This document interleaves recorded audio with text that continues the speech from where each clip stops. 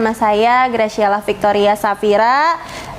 Alhamdulillah sudah memeluk agama Islam sejak tahun 2015.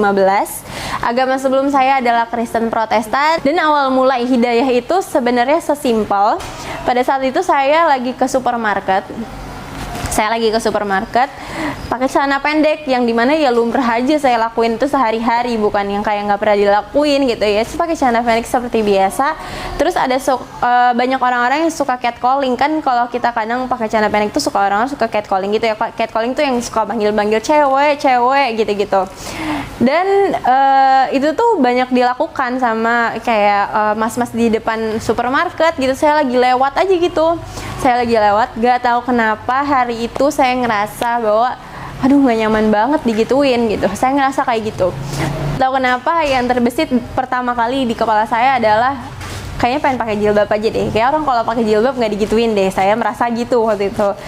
Terus tapi saya nggak ada niat buat masuk Islam waktu itu. Saya pengen pakai jilbab aja. Nggak ada niat mau masuk Islam. Pengen pakai jilbab aja. Awal mulanya akhirnya saya di situ saya udah mulai ngerasa aduh kayaknya kalau di Islam tuh wanita dimuliakan banget ya gitu, ditutup aurat, harus menutup aurat kayak gitu. Saya dengar salah satu perumpamaan kayak kalau kamu makan permen, emang kamu makan permennya yang dibungkus apa yang dibuka gitu. Pasti mau yang dibungkus kan. Permen yang dibuka tuh kan dikerubungin sama semut kayak gitu. Di situ awal mulanya saya kenal sama agama Islam. Sampai akhirnya kalau ibu saya lagi ada pengajian, ibu saya waktu itu Ramadan, terawih, kayak gitu saya ikut. Saya bilang, Mi, aku mau ikut dong, aku bilang kayak gitu. Terus ibu saya ya udah ngebolehin aja. Tapi ibu saya juga yang kayak nggak yang, yaudah yuk ikut, nggak. Ibu saya malah kayak, iya kalau kamu mau ikut kak harus ditutup auratnya, atau kalau mau sholat kan harus pakai mukena kayak gitu. Waktu itu saya inget banget saya ikut sholat terawih. Untuk pertama kalinya belum masuk Islam, ikut tarawih 23 rakaat. Itu cukup kaget karena saya kayak gini rasanya kayak gitu. Waktu itu saya ikut ibu saya aja deh pokoknya. Sampai akhirnya saya ikut juga kajian. Saya inget banget waktu itu saya ikut kajian. Terus ada ketemu sama ustadznya yang isi kajiannya. Ustadznya bilang gini, ini udah setelah kejadian di catcalling. Jadi saya semakin rasa tertampar gitu ya. Ustadznya cuma bilang gini, umur berapa gitu. Saya bilang waktu itu 14 tahun gitu. Terus habis itu kata ustadznya, udah balik, udah menstruasi, udah. Terus ditutup dong auratnya kayak gitu. Ustadznya bahkan nggak tahu kalau saya Kristen. Sampai akhirnya dengan ustadz yang sama pula saya tanya-tanya tentang Islam. Di situ saya mulai tanya, saya cari tahu Islam tuh apa, di mana kedudukan Yesus di Islam tuh apa kayak gitu. Sampai ustadznya cuma bilang gini, beliau namanya Ustadz Dodi Al-Jambari. Kita akrabnya, keluarga kita panggilnya Ude. Waktu itu Ude bilang kayak gini, di Islam ini bukan berarti kamu nggak mengimani Yesus, dia bilang kayak gitu. Cuman beda aja, kedudukan Yesus di Islam itu bukan sebagai Tuhan, tapi sebagai Nabi. Dan beliau bukan cuman semerta-merta ngejelasin gitu, tapi beliau jelasin runtutannya keturunan Nabi Isa kayak gitu-gitu. Sampai akhirnya beliau bilang, kamu nggak boleh nggak mengimani Yesus, kamu harus mengimani Yesus, tapi sebagai Nabi bukan sebagai Tuhan. Di situ beliau juga ngejelasin tentang kedudukan Tuhan di Islam. Kalau di Islam tuh nggak ada Trinitas. Ya udah kita berdoa langsung ke Allah gitu. Sampai akhirnya saya bilang saya mikir aja sendiri. Saya bilang gini, oh iya ya, kenapa ya kita harus berdoa ke Yesus gitu. Sedangkan Allah kan Maha mendengar gitu. Kenapa ada dua Tuhannya gitu. Jadi semakin saya bingung juga nih di agama ini. Oh iya ya, kok kayak gini gitu. Terus di perjalanan itu sampai di mana saya udah mendekati waktu saya operasi. Jadi waktu selama saya nggak operasi ini saya habiskan untuk banyak cari tahu. Di perjalanan mau operasi saya bilang, yaudah saya niat masuk Islam, saya bilang gitu. Tapi saya bilang ke ustadz. Jadi saya nggak pernah sama sekali bilang ke ibu saya nggak pernah bilang ke bapak saya nggak pernah bilang sama siapapun selain ke ustadz ini. Beliau yang paling tahu lah.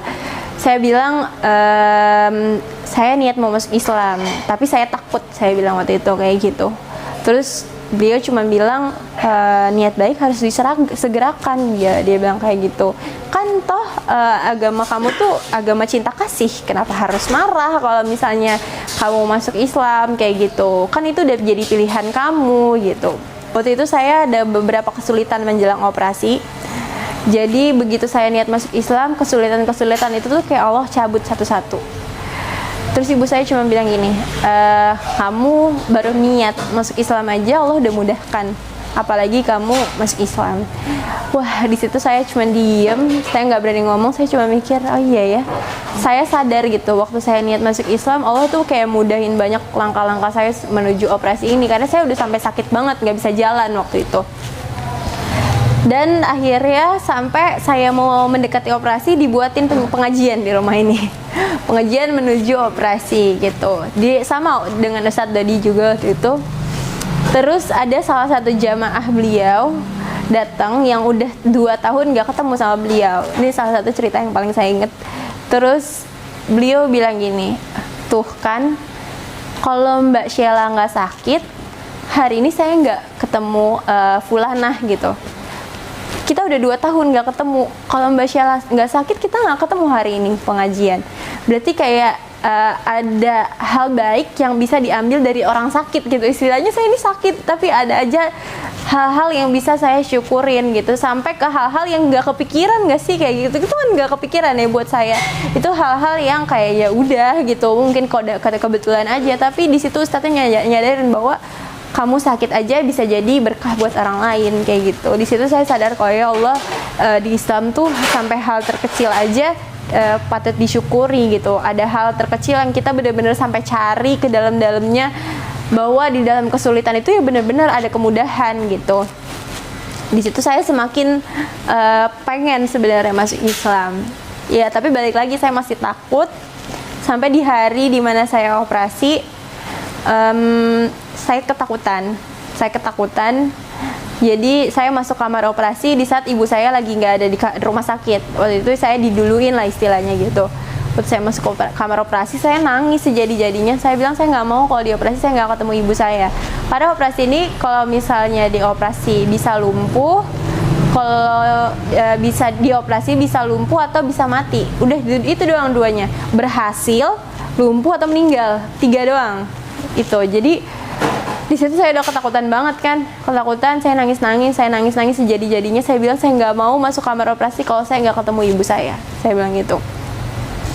Akhirnya singkat cerita ibu saya datang ke kamar operasi, terus abis itu di situ ibu saya nanya mau berdoa bareng-bareng nggak gitu. Terus saya bilang mau. Terus ibu saya bilang mau baca Al-Fatihah, mau. Saya bilang gitu karena ibu saya tahu saya udah mau masuk Islam di situ. Mau. Terus habis itu akhirnya ibu saya nonton saya baca Al-Fatihah dan zikir-zikir, itu saya ikutin terus. Entah kenapa pokoknya pada hari itu yang saya dengar cuma suara ibu saya sambil nangis-nangis, saya baca semua yang dituntun. Terakhir sebelum obat bius masuk, ibu saya cuma tanya mau baca syahadat gak gitu. Terus saya langsung bilang mau. Saya bilang kayak gitu. Jadi soalnya toh kalau saya nggak bangun lagi pada hari itu saya belum syahadat gitu kan. Jadi ya udah saya bilang saya mau syahadat. Terus akhirnya ibu saya tuntun di depan dokter-dokter dan suster-suster, saya baca syahadat. Udah habis itu masuk obat bius, saya cuma terakhir nyebut bismillah. Udah habis itu hilang. Akhirnya pada hari itu saya bersyahadat gitu. Itu dituntun oleh ibu saya sendiri. Man.